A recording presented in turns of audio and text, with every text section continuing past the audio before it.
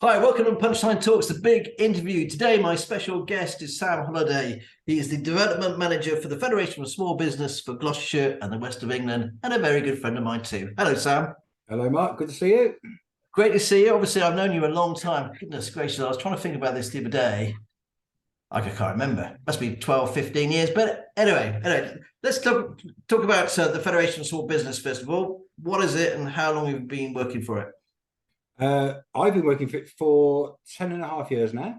It is Britain's biggest business representation group, and it represents small businesses of every sector and every size, up to and including 250 employees, although the reality is the vast majority of our companies are either self-employed individuals or up to about 10 employees. So we're there to give our members lots of different benefits and lots of different ways to sort of help their business, but we're also their advocates as well. We're the people we're the go-to guys, if you like, when people like the government or the stakeholders say we need to speak to small businesses, and obviously they can't speak to them all, so they tend to come to us, and we reflect what we're hearing on the ground and what we're hearing from people like yourself and all the companies that we deal with in Gloucestershire and beyond.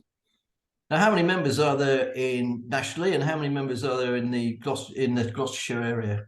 Nationally, I don't know exactly at the right moment, but it's around about the 150,000 mark, which makes us the biggest business representation group in the country, possibly even in Europe, I think.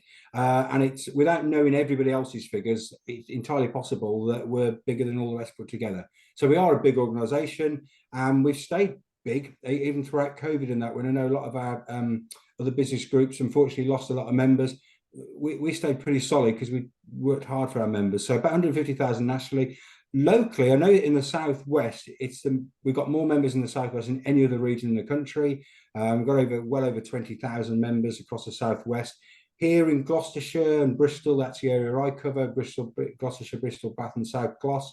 Again, very good support. I did check, and I think that we've got the top 100 towns or cities of FSB membership, and I know Bristol, Gloucester, and Bath are all Gloucester, Bristol, and Cheltenham are all in the top 30, and that puts them above cities, really big cities like Wolverhampton, Stoke-on-Trent, Derby. So this is a good area for small businesses and a good area for FSB membership.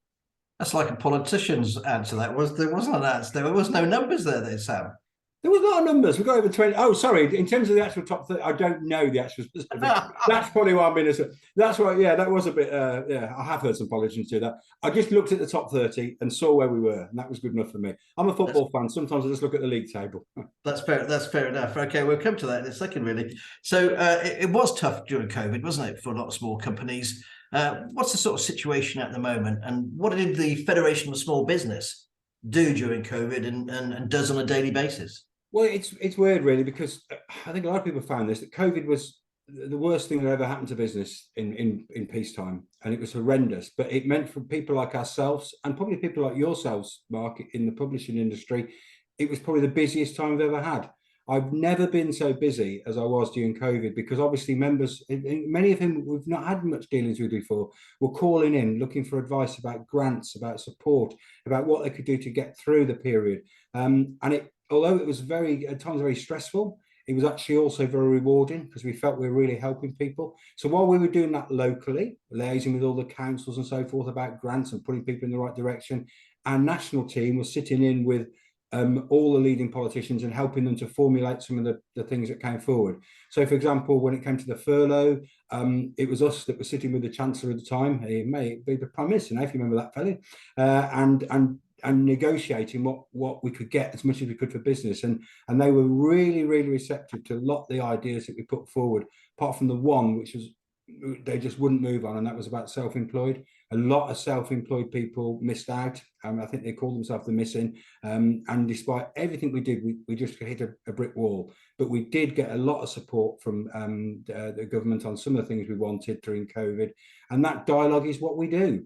We're talking all the time to government and policymakers about what small businesses need. So every conversation I have with you, every article I read in Punchline, it's all part of the evidence gathering. So when the government turns around and says, what do small businesses think about ... we've got the evidence across the whole country, anecdotally, what we've heard and what we've seen. So we're there to be, if you like, the voice of small businesses. It's a phrase you've heard a lot, but we genuinely think we are that. But equally, I'm here for people to ring it up with any issues that they might have that I can help them with locally. And of course, a lot of people might not know, but I used to be the chairman of Gloucester You branch for did? like 12 years and regional chair for 2 years as well, which I was very proud of. And it's quite funny because we used to have our own individual offices. They would be Gloucester, Cheltenham, Stroud, and when I was in my day. But of course, they don't have that anymore. Has that really changed the sort of the local side of it? Not, or was it just a pain in the arse having all these No, it was different never that. It was never jobs? that. And it was brilliant. We had committees in all those areas that you mentioned. We had in Gloucestershire, we had one in Tewkesbury, we had one in Gloucester, Cheltenham, the Forest, Stroud, the Cotswolds. But it was increasingly hard. We're all finding this, aren't we? It's increasingly hard to recruit people because the business owners, by their very nature, are busy. They're busy trying to keep their businesses alive. So they employ people like us, the FSB does, to do a lot of that work on their behalf. But it was hard work for a lot of those committee members. They put in so much time and energy. You'll know this, Mark. You were amazing as a branch chairman. But it was a lot of hard work, really, without any sort of reward, obviously financial. But you're giving something back to the small business community. But increasingly, every year, we're finding it harder and harder to recruit people. So we thought we'd tried a different way. We thought we'd have people like myself as development manager, as the coordinator of local activity, and that's what we've done. And it's kind of worked, really, because I think during COVID, it would never have worked with all the branch structures because it just wouldn't have happened.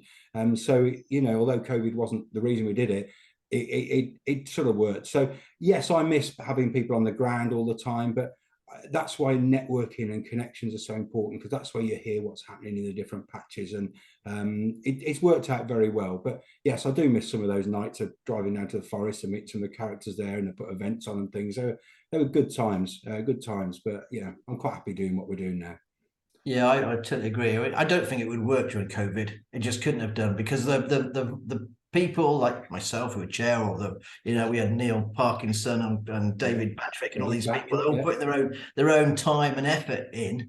And of course, when COVID hit, you just couldn't afford that additional time. I remember the floods. I was chairman of Gloucester Branch, the floods of 2007, and the amount of extra work and I had to do to help people and try and help them as much as possible during the floods. I just couldn't have done it during COVID because you're fighting your own corner so much, isn't it? I know, and it's no problem for me because I'm getting paid for the privilege, but you guys are doing it without payment. But a lot was expected of you sometimes.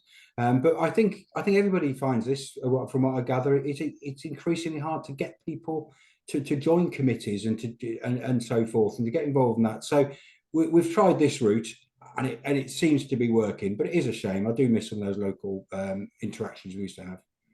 Now, it's quite funny when I met you over 10.5 years ago, because we're kind of kindred spirits, really. Yeah. Because, I worked at the Bath Chronicle newspaper as an advertising manager, and you were editor. And I don't think a lot of people know about your newspaper background. Can you tell us a little bit about that, please? You're from originally, anyway. You're not from around Gloucestershire, are you? No, my Gloucester accent's almost as bad as yours, I think. It's no, I come from a place called Tamworth in Staffordshire, which many people will know, I think, for the fact it's on a service station. That's what I get a lot. But it's also got a beautiful castle. It had the world's first indoor ski dome called the Snowdome. It's also got Drayton Manor. It's also got a very good football club. And I grew up there. That's my hometown of Tamworth. And I joined the local paper, the Tamworth Herald, as a journalist. Went into the sports side of things as well as news. Ended up as editor, which was great to be editor of your local newspaper, and also as editor of various other papers in that area, the Sutton Coldfield Observer, the Walsall Advertiser. I was group editor. And then I was asked, my Southwest connections was I was asked to go down and become the editor of our title in Bath, which you'll know is a Bath Chronicle, which at the time I'd never even visited Bath on a day trip. And as you will know, a local editor of a newspaper has got to be pretty close to the community. I'd never even been there. But the advantage that had, I think, was I went with a completely blank piece of paper, and I had no prejudices, I just went there. In fact, you can almost see on the side there, that was my Tamworth Herald front page when I left, saying "Woof to Bath," because they all thought it was very posh, you see, but of course compared to Tamworth it is. But I went there with a completely blank canvas, and I just loved it. I took to it straight away. Love the city, love the people. Fascinating place, Bath, isn't it? Because a lot of people do think of that. They think of the the wealth that's there and the posh. But it's a really interesting, good community, and it isn't all about money down there. Trust me. Like a lot of these places, like Cheltenham on our doorstep here, everyone thinks that has been very wealthy and stuff. There's some serious areas of deprivation there, and that's what makes it a really mixed town. And Bath was the same. And went to the Chronicle, and I was there for 6 or 7 years, and had an absolute ball. Loved the place. It's funny you should say that, because I went to obviously the Bath Chronicle before you, and I was the same. I'd never been there. I had my interview in Swindon, and my very first day, I remember driving down there thinking, "Oh my God, it took an hour and a half drive just to get there." Now I knew it was going to take the same back, and we used to be there, but there was nothing like it. There's nothing like it in those days when you're in the building, and the whole when the print press started, wasn't it? And the whole building was shake, with it, and the smell of ink and the excitement, isn't it? There is something special about putting that paper together. Do you know what, that thing about the printing press? I did it once as an editor. I can't even remember what it was now, but I'll never forget it. I did that to stop the press. We were in the middle of doing something, someone spotted a mistake, and I had to rush down to the print works at Tamworth and say, "We've got to stop the press." And they did, and I had to quickly do some changes. And I just thought, oh, this is the real life. And funny enough, when we used to have a massive print works at Tamworth, it had gone by the time I'd gone to Bath, but it was what everyone wanted to come and see. So people said, "Can we come and look at your offices?" But you'll know, Mark, if people come to the Punchline offices, there's not a lot to see. It's a few people staring at a screen. But when you had a printing press and you smelt it and you saw them coming off, and you'd be great if somebody new to the job would perhaps put an advert together or written a report, can come and pick up one of the first papers and see their name or smell the paper. It's great, and there's a real romance about newspapers in those days. And it was, wasn't it? And also they were really effective, because the readership was big. When I worked at the Citizen Echo, we're talking 48,000 copies. 48,000 copies. So it was 120 odd thousand readers. So when you're selling advertising, you get a response. I left there, and it went to the Bath Chronicle. And the Bath Chronicle was, on a good day in a daily paper, it was 18,000 on a Friday, I think it was, and it was 15,000 on a Saturday. Now the Citizen is 2,900.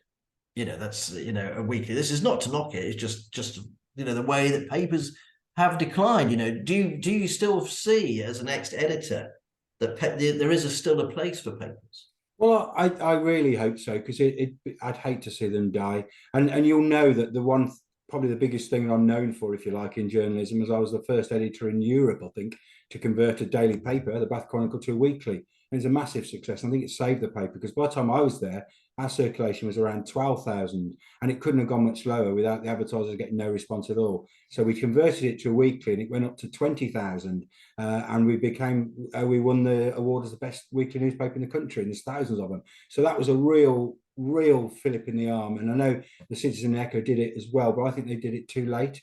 If they'd probably done it when I do, that it might have been a different story. But it's a great shame what's happened now. But do you know what? And I know that I can share this with you, Mark, because you did the same. I still actually love a physical newspaper. Now, the local newspaper is one thing, but every Saturday or Sunday, I'll get the Times on Saturdays, Times on the Sunday as well. And I may take all week to read them, but I just love the feel of it. And during my working day, I stare all the time at a screen. I'm always looking at a screen. I'm looking at my phone. I'm looking at computer. I want to give my eyes a bit of a different break and just pick up a newspaper.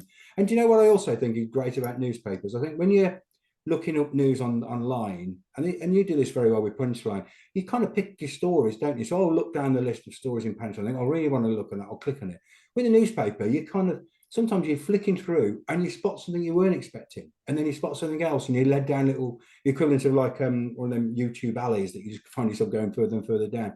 And I like that, and I like that about a good local newspaper as well. And I do hope they survive, but it's looking difficult, because they're having to charge more for less products sometimes, and they've got less reporters and less photographers, so there's less reason to buy. And it's it must be heartbreaking at times when they see the figures, but they're doing very well online, I think, as a group. So, well, unfortunately there's a lot of, and this is a trade name, there's a lot of click shit bait going on, isn't it? That is the big problem, where they kind of lead you down a certain way, because they're actually just after the hits and the traffic, and they actually try and stoke up conversations. They want that response, and whether it's your paper's crap or unfortunately, that's still a response to the eyes of the newspaper I know. It's a nowadays. great shame. But I'm like you. I read the Times every weekend, and I like the Sun newspaper. I'll be honest with you. I'm a big Sun fan because to write small amounts of copy is actually takes a great amount of skill. And I say to my guys, cut that copy down. Let's keep it as tight as possible. People don't have a lot of time to read reams of copy unless it's a court case or something. I tell you what, Mark, it's the easiest thing in the world, and we won't. There's reasons why people don't like the Sun newspaper, but we won't go into them. As journalism, they know exactly what they're doing. And I always remember when I was at journalism college, we were all given the same set of facts, and we were told we had to write them in a Sun style, a Daily Mail style, and a Daily Telegraph style. And there's a few of them a bit snooty. They all wanted to work for the Guardian and things, so they all thought the Sun would be a doddle, and then they'd work on the real story.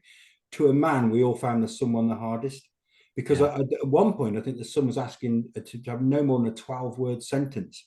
You try and convey a EU conference or a really big political story about Rishi Sunak in 12-word sentences. It's really hard, and there's a lot of skill involved in that. So my father-in-law reads The Sun, and I tend to be sniffy about it, but I always read it when I go around his place. And I like the crisp style, the writing style. And people always think it's just about the news, but they're very good on sport papers like that. They're very good on features and stuff like that. The Daily Mail, not necessarily a paper I like for certain aspects, but brilliant at understanding the female market. That's where a lot of their readership comes from. Every paper's got a niche. And so when people slag off papers in general, or people say, I don't read newspapers, I don't like any of them, I just think, have you really tried them all? It's like saying, I went to church once and I don't like church. Well, try a different church. You know what I mean? There's a wide variety, but the British press is very wide and you'll find something. It's taken me a while to get to the Times, but I really feel comfortable with it now. I think it's really well written and stylish, and I love the layout. So yeah, it took me a while. It's quite funny because the other thing is, in a paper, they could go into great more depth and features, and they put the government and everybody to rights. There is somebody still out there, and there's I read a report, I'm sure you did as well, about Ukraine and the troops in Ukraine being like the First World War, and then there was another thing about the problems in the government and what they're dealing with, and crime and all sorts of stuff, and they could just make it far more interesting, I think, than you can, and far more in depth than you can get it online, because you'll read it.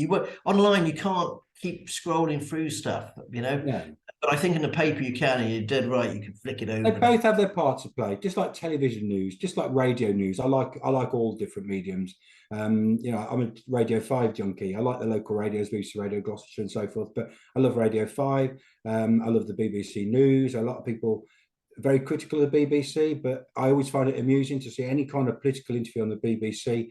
Half the people say it's right-wing nonsense. The other half will say it's left-wing nonsense. You can't win. You watch the comments every Sunday morning when Laura Kunsberg or Andrew Marriott used to do their show. It seems to be a battle between the right and left as to say who's biased against. I'm thinking, you can't be biased against both of them, so there must be somewhere down the middle. So I don't envy them, but I think the BBC is still a really important institution. I'd hate to see it because of all that sort of noise, losing its place, because we'd miss it. It'd be one of those things we'd miss if it went. It's like anything, is it? You never know how good your paper is until you go somewhere else. Read another newspaper, because I love the Bath Chronicle, going back to that, 140 pages. So there must have been quite a big decision for you then. So you reached the sort of crossroads, you got the paper to 20,000 copies. Why suddenly did you think? Well, a lot of this is related to, sorry to interrupt, Mark, is related to what we're talking about. That the industry was going through a heck of a lot of changes. And inevitably, as part of those changes, they come to the conclusion they need less staff. And I look back, and I probably spent far too long of the last 12 months of my job actually sitting down and making people redundant. And after a while, that starts to affect your own sort of mental health and mental well-being. And you start thinking, why am I doing this? And just something went off in my head once, that really, do I need to keep doing this? Because I was finding it initially when you have to make some people redundant, you can see the logic. Sometimes those people are happy to go, get nice settlements.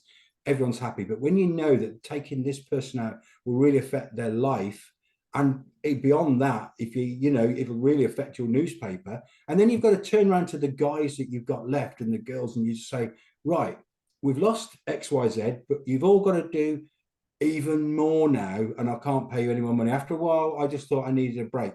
But it was very interesting, because I don't know if you ever, there's a lady called Belle Mooney. She writes for the Daily Mail. And Yeah, she that's came to my leaving do. She lives in Bath. When I was very lucky. I was given my leaving do at the Royal Crescent Hotel in Bath. You all know how posh that is. So posh that Bono stays there. I remember they telling me that Pavarotti sang. You may have been around the Bath Chronicle when he did a big concert. And he demanded, he stayed down at the hotel, that the sun was on his face when he woke up. And that's completely rearranged the rooms. Anyway, that's another story. But they gave me a leaving do there, which was very nice of them. And Bell Mooney said, right, let me get this right. You're voluntarily leaving the paper. No one's asked you to go. You're choosing yourself. I said, that's right. Said, so you're giving up, presumably a quite well-paid job, good status, company car, blah, blah, blah, blah, blah. And you've got nothing to go to. I said, that's right. And she said, that's very brave, isn't it? I tell you what, that's the scariest moment of my life. Because I'm not brave. I'm a coward. You know what? I'm a born-again coward. Why would I be brave? But I've never, ever regretted it. And it was a fantastic, I enjoyed every minute of that career. I enjoyed the people I worked with, the papers I worked with, the places I went, the opportunities I was given, amazing. But it was the right time. It was the right time. And I spent a few months out of journalism. Then the FSB job come up. I'd always enjoyed working with business. It's always been very in admiration of people that started their own business. I thought, why not? And there I am.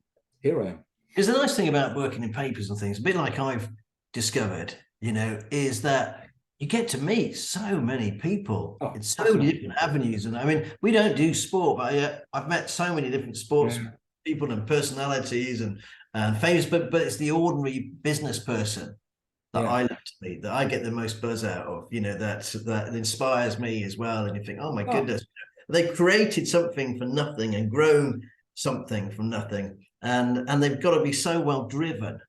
That's the thing, isn't it? How when you're there in the Federation for Small Business, because you meet them all the time as well. Yeah. It is. No, you're right. It is incredible, and that's it. And a lot of them would never realise that they're all kind of. I mean, people said they were like heroes. People saying they're the small business community, and they really are. I mean, the first, I've a lot of small business owners have told me this, that the first month they move out of paid for employment. They're really enjoying it until it comes to the 27th or the 28th, and a check doesn't suddenly appear in the bank. And they think, hang on a minute. And then I remember one of my friends who left journalism and he started his own business. And he said that the first couple of months went really well. And he got more money than he'd ever earned in journalism. He thought, why didn't I do this years ago? Month 3, literally nothing. He wasn't saying roughly nothing. He'd earned nothing. And he thought, I don't get this. And so there's so many lessons to learn when you start a small business. So to do that, when you've got to think of your mortgage, you've got to think of your family, you've got to think of your future, to come out of a career and do that, I think is amazing. So I'm in awe of small business owners. So I'm probably a good person to represent them, because I just think they're all amazing. Yeah, it's also the fact that when you have small business, I used to say this when I was chairman as well, is the fact that they're putting their job on the line. They're putting their family fortune on the line. So we say their mental health, their marriages. The business goes belly up.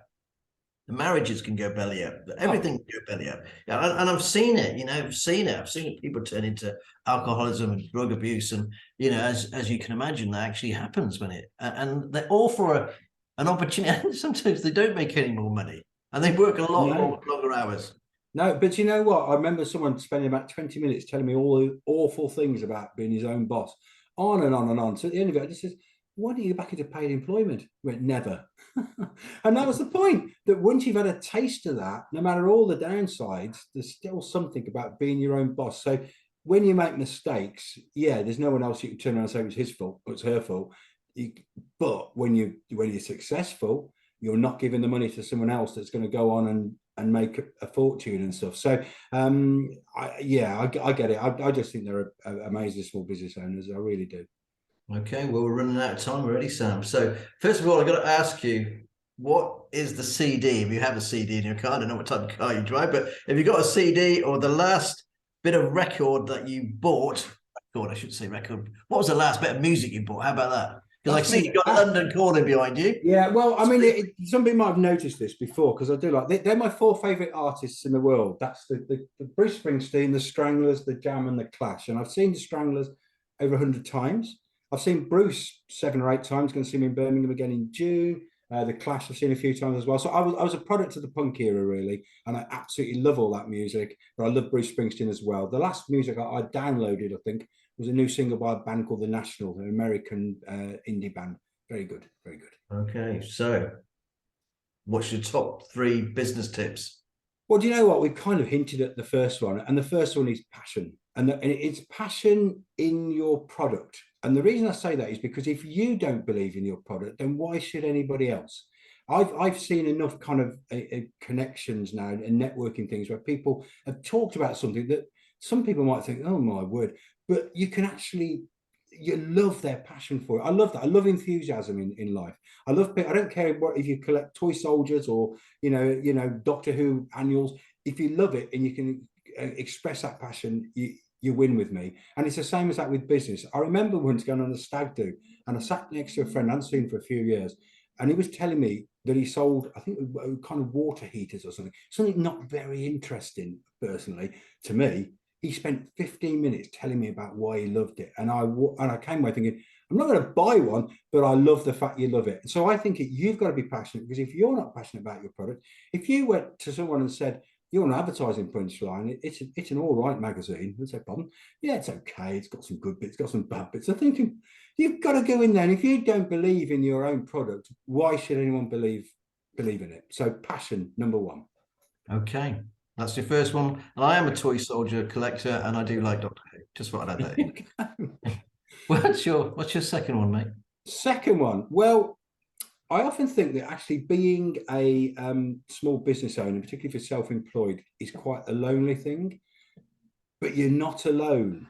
And my tip is, talk to as many people as you can, whether that's traditional networking. You probably know we do a lot of networking at FSB. I'm a big believer in it. Or whether it's just making sure you pick up the phone and talk to people, because in my experience, small business owners are very supportive to one another. Even people that might be in the same sector as you will give you advice and support because they've all been there. And with the networking that I refer to, we do with the FSB, sometimes the same people come every time. And I'm thinking, well, they must know a lot of the people here already. So they do it because they want to be part of a community. They still need to talk and everything. We all miss when you work from home in an office. I work from home in an office. We all miss that water cooler moment. We all miss that. Did you see Happy Valley last night? Did you see that Nottingham Forest are now 13th in the table and everyone said they're going to be relegated? I would be telling people these things in an office. You don't have it at home. So, talk to business owners, talk to your peers, connect, because you are lonely in that job sometimes, but you're never alone. You should never forget that. No, it's funny you should say this. Why I joined the Federation of Small Business. I never thought I'd become chairman. I think I was vice chair after 2 meetings, but that surprised me. Okay, so we got passion, we got talk to people, connection, and connection. Sorry, and your third one? You know what? It's that same word again, passion, but this is a different passion. This is passion in yourself. You've got to believe in yourself, because particularly if you're starting a business, you're going to make mistakes. You're going to have issues. Look at COVID and all the things that happen there. If you don't believe in yourself to get through it, you're not going to do so. You've got to be your own biggest supporter, because it's tricky out there. It's tough out there. During COVID, I spoke to so many people who were really worried that we're going to get through it, but because they believed in themselves and because they believed in what they were doing, they kept going. And I think it's so important that you have to believe in yourself. And a lot of small business owners are extremely modest people, and they're not used to flag waving and shouting from the rooftops about how good they are. But you've got to try and believe in yourself. I mean, when I think of Bill Gates, heads of Microsoft, apparently if he was in a room, he'd be the quietest person in the room. No one would make a fuss of him, but he believes in himself. He knows that what he did was going to turn out successful. And I would say that to every business owner. Believe in the product, but believe in yourself as a person to deliver it as well. If I produced the best product in the world, but then gave it to someone else, then I gain nothing. You've got to believe that you're the right person to deliver that right product. So passion in your product, connections, and passion in yourself are the 3 things I would say. Well, Sam, I know for a fact you've got all of that in abundance yourself. Sam Holliday from the Federation of Small Business. Thanks for joining Punchline Talks, the big interview. If you like this interview, please like, share, and subscribe, and we'll catch you again very soon. Cheers, bye.